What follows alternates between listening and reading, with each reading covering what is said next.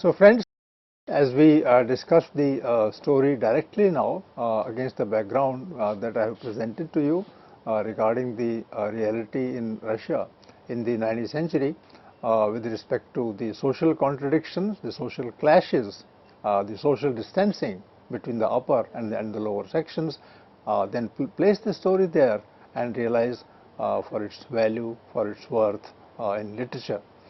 So in the beginning of the story, we have the description revealing the persona of a narrator and the nature of the world that he brings to the attention of the reader.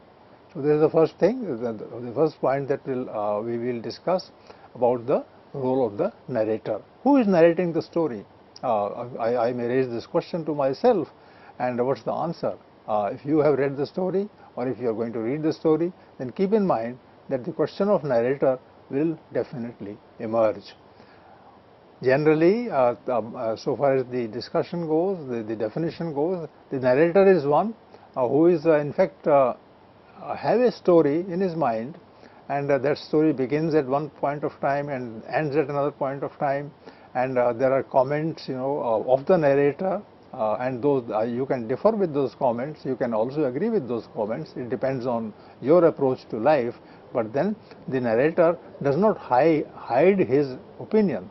The narrator in fact has an opinion, he has a slant, he has a kind of stance, he positions himself somewhere in society, and from there he is looking at it. Therefore, the narrator in a story is very important. If there is no narrator, if there is only a description or a depiction by the author, then there is some narration there also, but then the writer just shifts to the sides and let the story speak for itself. That is a different kind of a story. That story can be called the description story, but this story actually is the story of a narrator, the person who is narrating it. And what is the narrator doing here? The narrator is actually pulling the leg of the reader, coaxing him to think in one direction and then the other, and tickling him, nudging him, pushing him in one side and the other side. And then you start wondering whether the narrator is playing a game with you, because this narrator definitely is playing a game. At the same time, think that Gogol may not be the narrator. The writer Gogol would have imagined a person talking about certain events in society in the 19th century in a manner that others would not have been able to see. So the narrator sees those things which others do not see, and the narrator is having an opinion which other people do not hold, and therefore at the center is the narrator itself. But the narrator is hiding his personality. The narrator does not have a name, and at the same time we are aware that Gogol is not speaking in his own voice. Then the final answer is that Gogol is assuming the voice of a narrator, and through that angle he is cracking jokes at the cost of a person whom he sympathizes with. So imagine you are having some jokes, and you are targeting a particular character, and you are all the time laughing, but at the same time the narrator says that well, no, don't laugh, because this person is a genuine person. So if a person is genuine and is presented as a fool, and the narrator says he is a fool, he doesn't understand anything, and everybody else is taking advantage of him, then the story becomes a kind of a challenge, not only to the intelligent person, but to all the readers themselves, because the narrator is not easy to catch, and we have that narrator in the story. And because the narrator is independent of the author, therefore I have used the word persona. So he has the author has a persona, and the narrator is that persona, is that personality, and that personality is actually all the time keeping the story and its reality intact.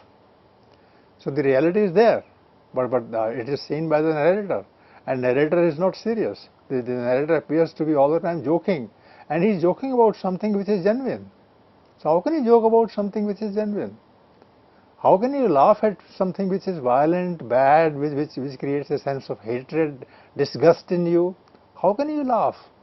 And then, narrator can laugh, and at the same time, the narrator is telling you, I'm not serious. But if I were serious, I would say the opposite. But then, since I'm not serious, since I'm just telling you a joke, let's laugh at it. So if a poor man is suffering, and the narrator says, let's laugh at this person. How is he behaving? See how he is shrieking, how he is crying, how he is shedding tears, and so many tears should not be shed, and all those things. Then you realize that the attention is focused upon the pain and the grief of the person, but the narrator is not bothered about it. At least he appears not to be bothered about it. But if he is not bothered about it, why should he say it? If somebody hates and wants to condemn a person, then he can condemn in one page, half a page, a few sentences, and then tell the story. That is one kind of narration. But if the narrator is always talking about that laughable thing as good, as real, and is cracking joke after joke, and the jokes don't come to an end, then you realize that the writer is playing a trick on you. He is playing a trick on me. He is playing a trick on everybody, because the narrator is not serious. So the persona of the narrator and the nature of the world that he brings to the attention of the reader. How can such a person, tell us about the world if he is laughing all the time? Well, I can tell you that this is possible, and Gogol made it possible, and therefore he became that kind of an influence on storytelling in Russia, and through Russia, perhaps in the storytelling in all the countries in the world. What does he do? What he does is that he overemphasizes that which we generally don't talk about, and overemphasis is done with the sense of with the effort of piling details upon details. So idiocy does not come to an end, folly does not come to an end. There is more folly, and there is still more folly, and it goes on and on, and the details then they start having a different kind of an effect on us. The kind of effect that repetition does on us. If somebody keeps repeating the same point again and again and is taking more and more pleasure out of it, and the thing that is being said is actually serious, then it affects not your direct mind, but the indirect sense that you have hidden behind your mind.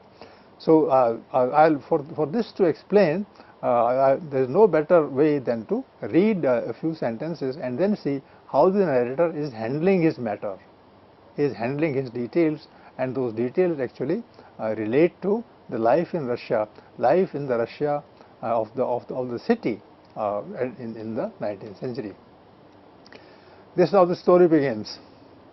In the department of, but it is better not to mention the department. Just see, the sentence is not complete. There is nothing more irritable than departments, regiments, courts of justice, and in a word, every branch of public service. So if that is not there, then why speak? And therefore he says, in order to avoid all unpleasantness, it will be better to describe the department in question only as a certain department. So he doesn't want to mention the department. Later on he might even mention. But then he says all departments are the same. And these departments, do not do any justice to the talent of the people. But he is not saying it directly. What he says is, let me not create unpleasantness in your minds. Your minds, the reader's minds. So that's what he says. So you can see yourself that the writer, the narrator, through the writer, is not saying anything serious. But then he is saying something serious, because he has betrayed that particular seriousness through the word in order to avoid all unpleasantness. It is an unpleasant thing that he wants to share with you, but he wants to avoid it. Therefore, he is not naming the department. He will not tell you which department it is. And if he doesn't name it, then of course it refers, I believe, to all the departments in Russia in the 19th century. So whatever department the state used in order to curb the freedom of the people at large, then all departments shared the trait of being cruel, being unpleasant. And he says, well, let me not disturb your sense of peace. Then immediately the protagonist is introduced in the following manner. Who is the protagonist? And the writer says his family name was Bashmashkin. It's a difficult word, it's a word that we don't understand, but then he explains. This name is evidently derived from Bashmak and shoe. So the name of the main character has some association with the shoe. But when, at what time, and in what manner is not known. These are the words of the narrator. So there is something about suggestion of the shoe in the name of the person, but he will not tell the reason why it was so, and when the name came, and what time the name came, and in what manner. That he will not tell you. But he has already told you. He has told you that the person's name actually hid in it the reference to shoe. And what does shoe do in the name of a person? So once again one knows that there is something really sickening in the story, where the character's name, the central character's name, has some association with the shoe. It could be with soul, it could be with virtue, it could be with goodness, it could be with a god, it could be with a goddess. No, the reference is to the shoe so far as this character's name is concerned. His father and grandfather, says the author, and all the Bashmashkins always wore boots. What does it mean? People always wear boots, and particularly in Russian conditions of cold, which only had new heels 2 or 3 times a year. What kind of shoes did these people wear? Shoes, their names had association with the shoes, and those shoes were kept there all the time. So heels were added to the shoes 2 or 3 times a year. Just think of the joke, if it can be called a joke. It means that the people were moving all the time, and in 1 year the heel would be worn out, so the heel will be changed, and then the second time the heel will be changed, and third time also the heel will be changed. Shoe will not be changed. Which means that the people were hard working, they moved from one place to another, and so much that the heels would be always repaired, would always be replaced, and the shoe will remain the same. So that is what is there, hidden in the story itself. His name was Akaki Akiyevich. It may strike the reader as rather singular and far-fetched. Why? The name is difficult to pronounce, even in Russian, I hope. But he may rest assured that it was by no means far-fetched. Now he's actually explaining the meaning of far-fetched. It's not far-fetched, it's quite near, it's quite clear, it's there before you. And that the circumstances were such that it would have been impossible to give him any other. He's not saying anything. His name was this, and it was impossible to give no other word to his name. Why? Because his name had an association with the shoe, and then the shoe would be, the heel of the shoe would be changed 3 times every year, and that was actually suggested by his name itself. So already you know that the person is talking about a wretch, about a poor man, about a person who can't afford to change his shoes even once a year. And he must be very hardworking. He must be moving all the time, walking all the time, and walking means that it's a physical effort, and he would never take rest, because otherwise the shoe heels will not worn out. So all that is suggested indirectly, and the person says, well, he had this name because he could have no other name. That's hardly an argument, and that is where the joke lies. Then the presentation of the central character is in terms truly humorous. Now see this particular thing that I tell you. Akaki Akakievich was born, if my memory fails me not. What does it mean? In the evening of the 23rd of the month of March. Okay. His mother, the wife of a government official and a very fine woman, made all the arrangements for having the child baptized. The mother has already made the arrangement, the child is yet to be born. That is what and the child will finally be the protagonist of the story. And his moment of birth is being explained this way in the story itself. She was lying on the bed opposite the door. On her right stood the godfather Ivan Ivanovich Eroshkin, a most estimable man who served as presiding officer of the Senate, and the godmother. First the godfather. The godfather and so much information, is that needed? The writer says it is needed. He is an important man. He was called and he was the godfather. And the mother had arranged it. The mother must have invited this great person to come and act as the godfather, and his name was such and such, and he was an estimable man, and he was the presiding officer of the Senate.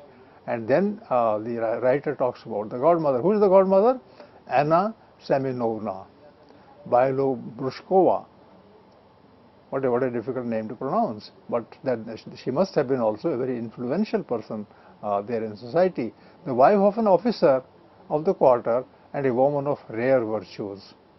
What is rare virtues to do with the birth of the child in the case of another woman?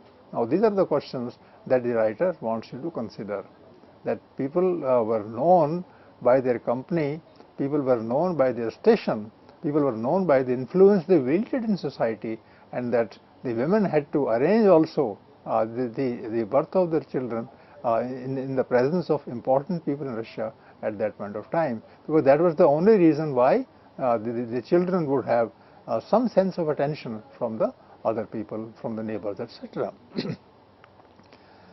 This is how finally the man appears to his colleagues and the others. Now I am cutting the story short. I am just taking you to the portions where these points can be made with some sense of clarity. When and how he entered the department where he worked, of course. When and how he entered the department and who appointed him, no one could remember. So he has no history. No, nobody knows how he entered the department. Nobody knows how he was appointed. But he was appointed. So the fact is that he worked in a certain office. How he entered that office, which school he attended, which training he got, which skills he developed, all that is not the issue, because nobody knows. So the person dropped from heaven, dropped from the sky onto the earth, called the Russian part. So in a way, comment is has a kind of withering effect on us. That that nobody knows where he came from, nobody knows what his background was, and he was spotted someday in working in the department, and who appointed him, no one could remember. Which means that this man does not tell anything about himself, nobody asks him, and nobody knows as to what it is. So that's the kind of character that he's talking about. What does he want to suggest through this? I'm not giving the answer directly, but then I'm raising this question. Where did this person come from? In fact, the story is so powerful in its effect that it has inspired writings elsewhere in the 20th century. I had in mind the particular reference. The reference was in the case of Auden's story, W.H. Auden's poem called The Unknown Citizen. And this is the unknown citizen, and in the 19th century, so Auden must have read the story, and then he must have partly been influenced by this particular story to talk about that person who was called unknown citizen. Nobody knows the citizen, but everybody knows what and how this person behaves at a particular time only. So when and how he entered the department and who appointed him, no one could remember. So there is a question and there is no answer. However much the directors and chiefs of all kinds were changed, he, that is the protagonist, the hero, was always to be seen in the same place. Other people would be changed. They will get promotion. They will be shifted. But so far as this person was concerned, he always remained in the same part of the room, at the same table, and working about the same thing. The same attitude, the same occupation, so that it was afterwards affirmed that he had been born in undress uniform with a bald head. From the childhood itself, that's what the undress uniform is, that one is naked and that there is a bald head. And it seems that perhaps the man was born in that chair where he stood for the last 30 years. What can be more biting satire than this? that nobody knows anything about this man, and he's maybe 30 years, 40 years, and he appears that he was born on this chair, and he was born, of course, naked, and then this uniform is the undress uniform, and there is a bald head. There's no hair there. So that kind of situation Russian people had, the kind of poverty that they faced, that is indirectly shown. In fact, as you read the story, you can go back to that time when the poverty was of this level in Russia in the 19th and early 20th centuries. But after the revolution came, the same country became a superpower, from 1917 onwards up to 1990. This was a superpower, and this superpower had this kind of a past. So writers remind you of what you were and how you worked, and finally things happened in a different manner. That's what literature does all the time. Literature takes us back and forth. It takes us back to history. It brings us back to the present. And the gap between the past and the present, that is explained in circumstances that are crucial in life. The writer says no respect was shown him in the department. How can people respect such a person about whose history nobody knows? Nobody bothers to consider him worth anything. The people in the department and in the neighborhood laugh at him, but he is not affected by their comments. In the words of the narrator, so I once again go to the narrator, the young officials laughed at and made fun of him. Now imagine why the word young official? Because this person had in the meantime grown middle-aged, but the officials came. Those officials were higher in station. So a young official of, let's say, 22 years, 23 years is laughing at him and makes fun of him, and he does not say anything. So far as their official wit permitted, wit also is official. What is official wit permitted? I fail to explain this word official. Official wit would definitely mean that they felt themselves superior and they were not witty at all, but because they were superior, therefore they would crack jokes. So you have the right to crack jokes even when you have no wit, you have no mind. So you will use your words foolishly, and people are supposed to praise you because you are, after all, an official. So officials laughed at him with their wit, which was officially sanctioned to them. Told in his presence various stories concocted about him. The person is sitting there, you talk about him, and you tell people false stories about him, and then you say, ha ha, you start laughing, and the man is listening, and he is not answering, he is not responding to you.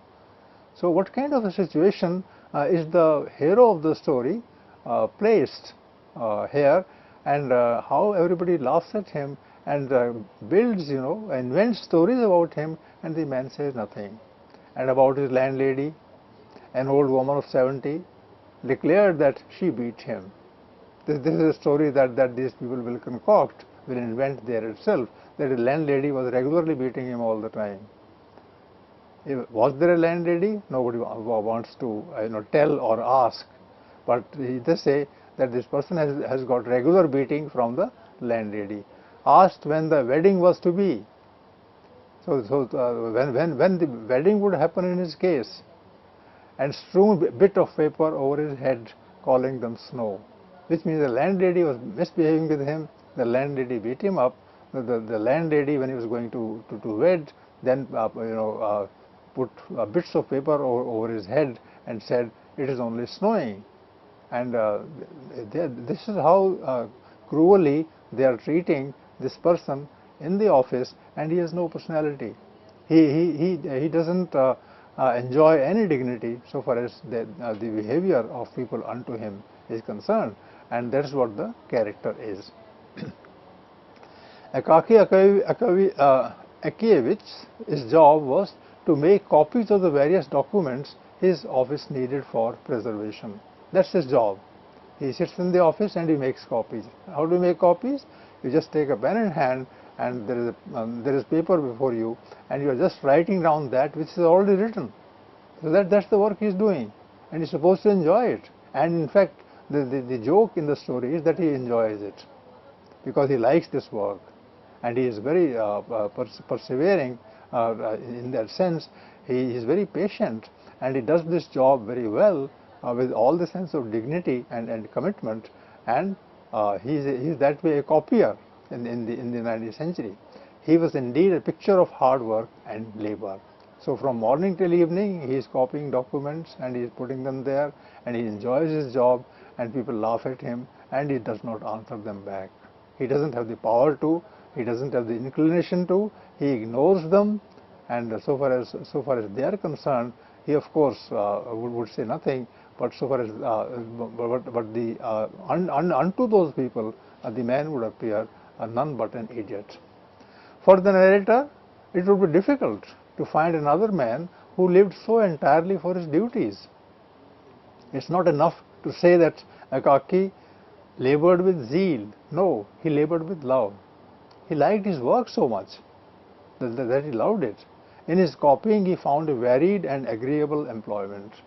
So the man comes to the office in the morning and leaves the office in the evening, and all the 8 or 9 hours or 10 hours, whatever time is given to him, he is just busy copying the documents, and he is enjoying it. So that's what his job is. Enjoyment was written on his face. Some letters were even favorites with him. He liked those letters that he was copying.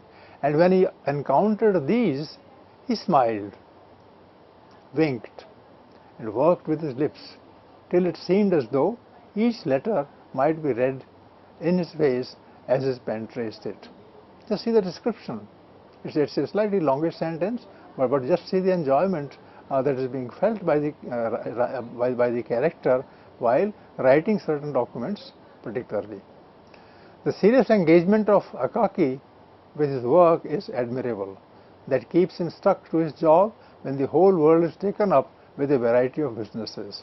This is what we see in the story, and the writer's words for this aspect of Akaki comes out eloquently in the following sentence, that it indeed defines the worldview of the society surrounding our hero. And the length of the sentence saying it would prove it beyond doubt that the author is offering a truly damning character of the society Akaki inhabits. And I quote this letter and I finish with this particular sentence, but it's a long sentence. It will take a minute, or more than a minute to finish. Even at the hour when the grey St. Petersburg sky had quite dispensed, and all the official world had eaten or dined, each as he could, in accordance with the salary he received and his own fancy, when all were resting from the department jar of pens, running to and fro from their own and other people's indispensable occupations, and from all the work that an uneasy man makes willingly for himself rather than what is necessary, when officials hasten to dedicate to pleasure the time which is left to them, one bolder than the rest going to the theatre, another into the street looking under all the bonnets, another wasting his evening in compliments to some pretty girl, the star of a small official circling another. And this is the common case of visiting his comrades on the 4th or 3rd floor in 2 small rooms with and the sentence is endless. So which means that the writer is presenting this character. Later on, this character would have a coat, and that coat would be worn out, so he wants to get it mended. It cannot be mended. Then he buys a new coat, and he enjoys for a few days this coat, but one day on the roadside, the coat also is taken away by ruffians, and he is left there, and because he doesn't have the coat now, so ultimately he will die. And when he dies, then he becomes a ghost, and his ghost appears to many people, and then the story continues. It goes on and on. The man is dead, but his ghost is alive, and finally, the kind of picture that emerges in the mind of the reader is the picture of disgust, is the picture of what I used the word earlier, grotesque. So this is what the story is, friends. The story is the overcoat, and the biggest compliment to this story is paid by Dostoevsky himself, and he said all literature in Russia following Gogol is actually indebted to this story and its powerful nature. I hope you have taken the task of understanding the story in so many different layers, and I'm sure that the questions are so many, and they are about the state, they are about the cynicism of the administration, and the writer has all the sympathy for the character, and he shows it only indirectly. Thank you.